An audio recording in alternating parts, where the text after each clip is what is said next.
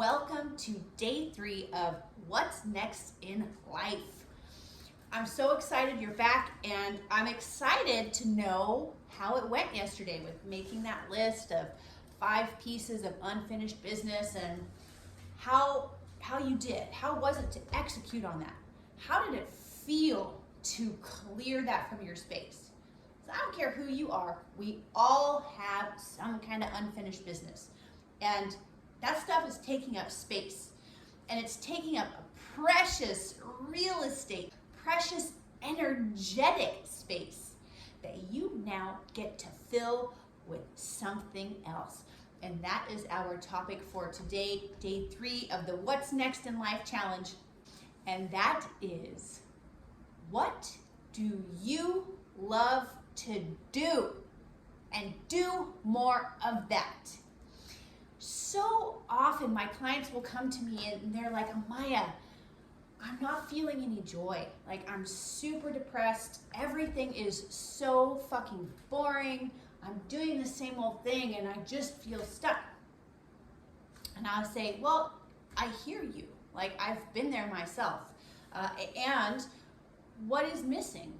What are you doing on a daily basis to bring yourself joy, to bring yourself happiness, to elevate yourself, to celebrate the fact that you have won the lottery simply by being here, simply by having the opportunity to exist in this magnificent human form?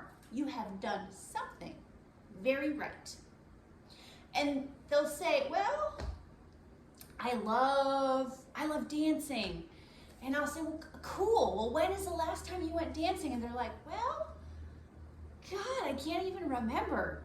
And I'm like, okay, well, what else do you love? And they're like, well, I have this hobby. I really like flying drones, right? This is super fun to me. And I'm like, cool, okay. Well, when's the last time you did that? Blank stare, searching eyes, right?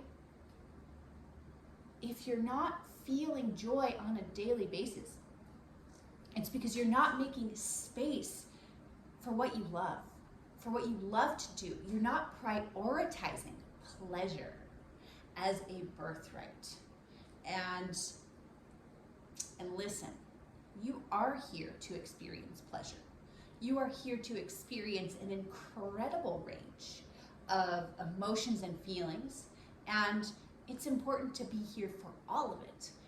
And it's important to make space for that which nourishes you and keeps you going.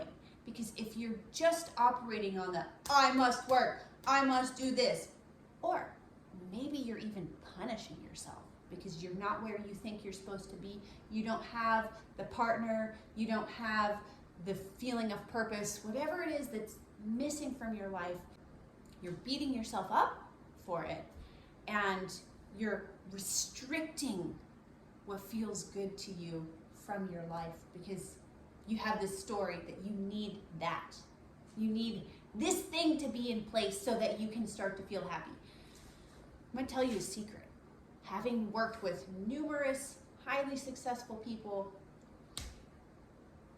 who have all the things that many of us have chased or been trained to chase, if you do not practice being happy along the way, you are not going to be happy when you get there, because you're going to have a pattern, and you might already have this, a pattern of austerity and working hard and overdrive where you haven't included space for the juiciness of life.